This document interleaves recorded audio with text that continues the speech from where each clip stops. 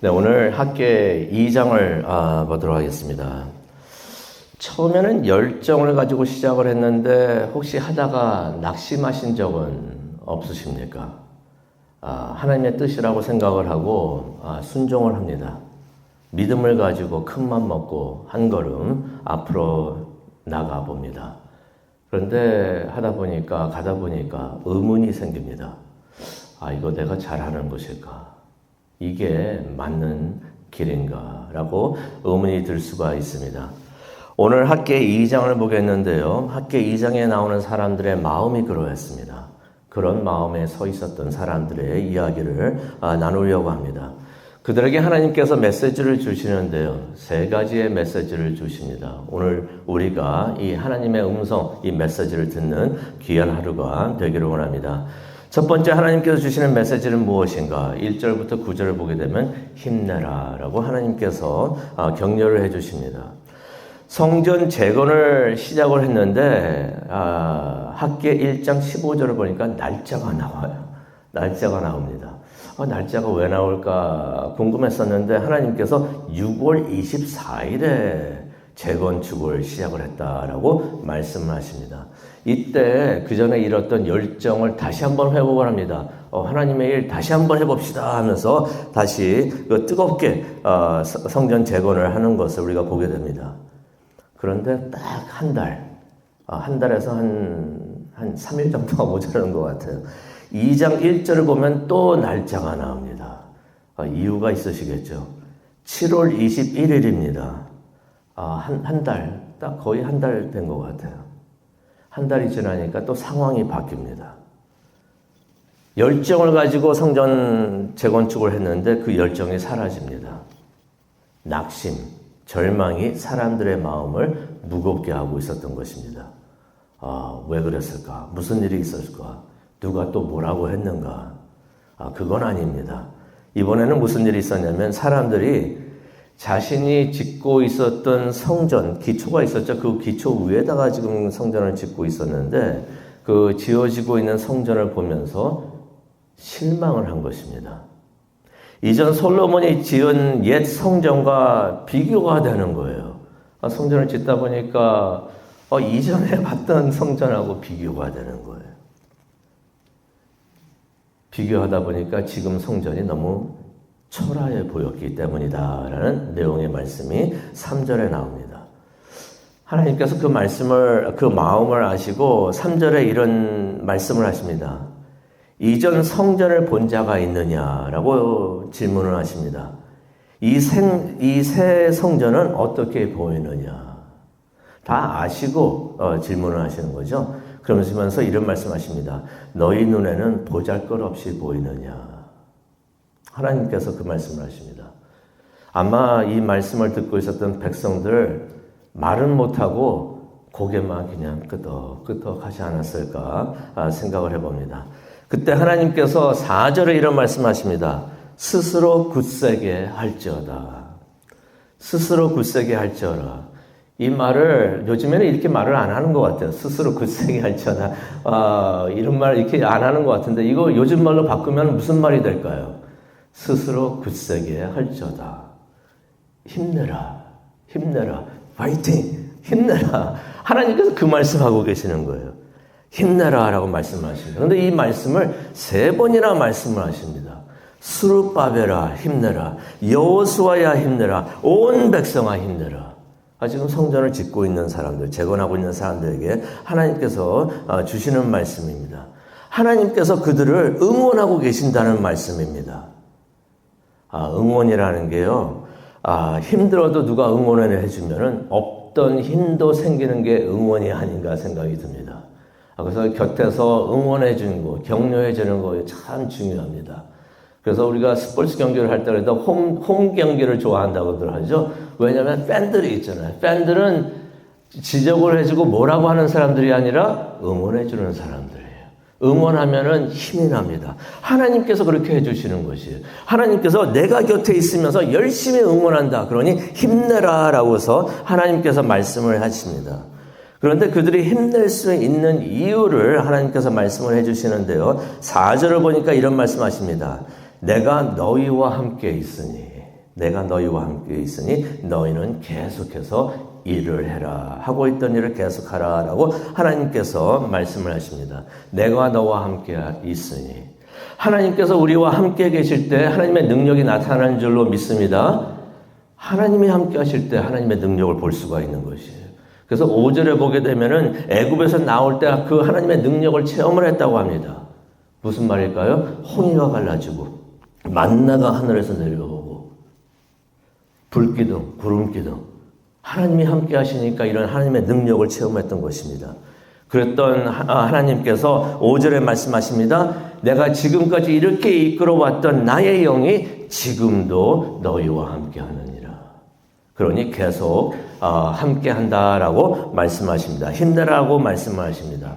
그러면서 또 6절과 7절을 보게 되니까 내가 이 성전을 영광으로 가득 채울 것이다 라고 말씀하십니다. 너희들은 지금 이 성전을 보잘것없이 보지만은 내가 이 성전 안에 나의 영광으로 가득 채울 것이다. 이 성전에, 지금 짓고 있는 이 성전에 주의 영광이 충만하게 되는 날이 올 것이다 라고서 하나님께서 말씀을 하시는 것입니다.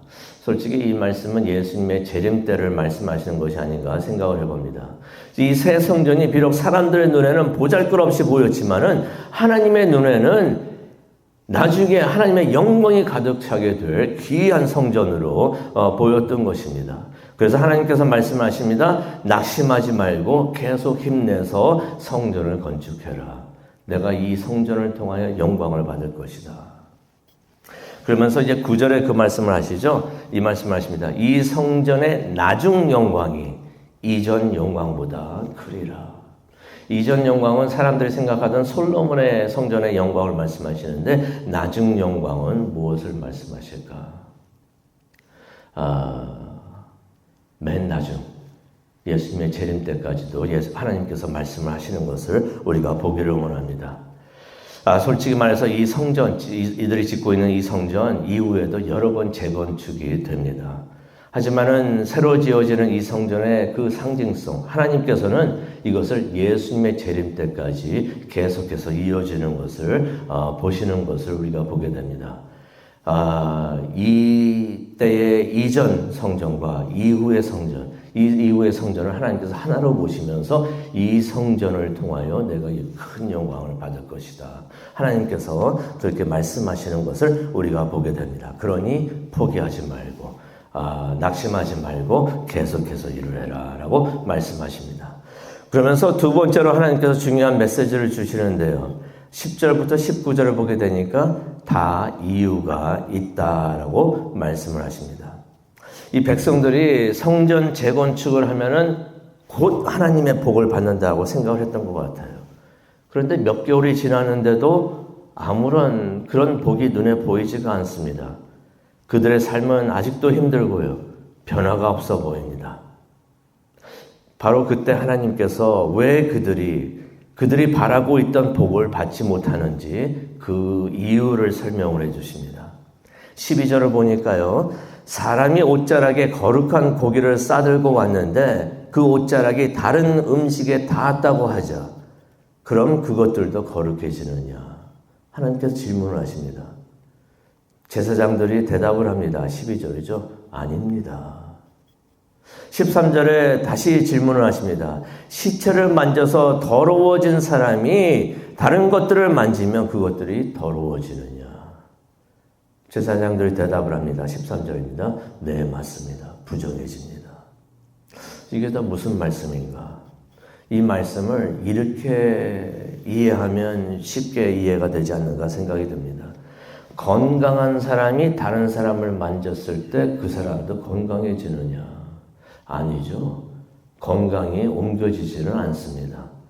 하지만은 독감에 들린 사람이 자신의 병을 다른 사람에게는 옮길 수가 있는 것입니다. 하나님께서 그것을 말씀하시는 것이에요. 그러면서 14절에 하나님께서 이런 말씀하십니다. 내 앞에서 이 백성이, 이 나라가 그러하다. 부정하다고 말씀하시는 것입니다. 부정한 사람들이 계속해서 하나님의 일을 한다면서 만지고 있는데 모든 것들이 다 부정하게 되는 것이다 라고 말씀하시는 것입니다. 여기서 참 중요한 것을 우리가 깨닫게 되는데요. 하나님의 일을 그냥 아무나 그냥 하면 되는구나 라고 생각을 하는데 그것이 아니라는 것입니다. 하나님께서 말씀하십니다. 깨끗한 손, 정결한 마음으로 하나님의 일을 해야 된다라고 말씀을 해 주시는 것입니다. 하나님의 일을 하고 있던 사람들이 아무나 회개 없이 그냥 봉사하고 사역을 했던 것이에요. 하나님께서 그것을 보기 좋게 여기지 않으셨다는 것입니다. 부정한 사람들이 이것저것 손을 대니까 모든 것이 다 부정하게 되니 하나님께서 복을 줄 수가 없다라고 말씀을 하시는 것입니다. 10절과 19절을 통해서 하나님께서 말씀하십니다. 바라는 것들을 얻지 못하는 이유, 다 이유가 있다라고 하나님께서 말씀을 하십니다. 세 번째로 하나님께서 메시지를 주시는데요. 20절부터 23절의 내용을 보기를 원합니다. 너는 나를 믿어라 라고 말씀을 하십니다. 이제 마지막 말씀이 학계를 통해서 임하십니다. 20절을 통해서 우리가 보게 되는데요. 이 말씀은 특별히 스룹바벨은 이제 유다 총독이 되는데요. 스룹바벨에게 주시는 말씀인 것을 우리가 성경을 통해서 보게 됩니다. 스룹바벨은 누구였는가? 정치인이었습니다. 근데 예수님 족보에도 나오는 사람이에요. 대단한 사람입니다. 성전 재건축을 하는 것을 선두지휘했던 사람입니다. 그런데 그렇죠. 누구든지 앞에서 나서서 일을 하다 보면은 힘든 일을 겪게 될 수가 있습니다. 그래서 솔직히 교회에서 봉사하고 사역하다 보면은 상처를 입는 사람들이 나오게 됩니다. 스룹바벨도 그러지 않았을까 생각을 해봅니다. 이전에도 하나님께서 스룹바벨에게 힘내라 말씀하시니까 아마 스룹바벨도 성전 재건축을 하면서 낙심을 했던 것 같아요. 실망도 하고 좌절도 느끼고 많이 지치지 않았을까 생각이 듭니다. 이때 스룹바벨에게 필요했던 것은 무엇일까? 응원과 격려가 아니었을까 생각을 해봅니다. 그래서 하나님께서 특별히 스룹바벨에게 말씀을 해주시는데 무슨 말씀을 해주시냐면 응원을 해주십니다. 격려의 말씀을 주십니다. 21절과 22절을 보게 되니까요. 내가 하늘과 땅을 뒤흔들겠다라고 말씀하십니다. 왕국들의 보좌를 뒤집어 엎겠다라고 하나님께서 말씀하십니다. 그들의 권세를 깨뜨리겠다라고 하나님께서 말씀하시는 것입니다.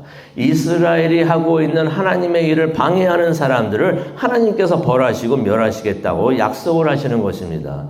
하지만 스룹바벨에게 진정으로 힘이 되고 격려가 되었을 말씀은 이제 나오는데요. 바로 이것이 아닌가 생각이 듭니다. 23절에 있는 말씀입니다.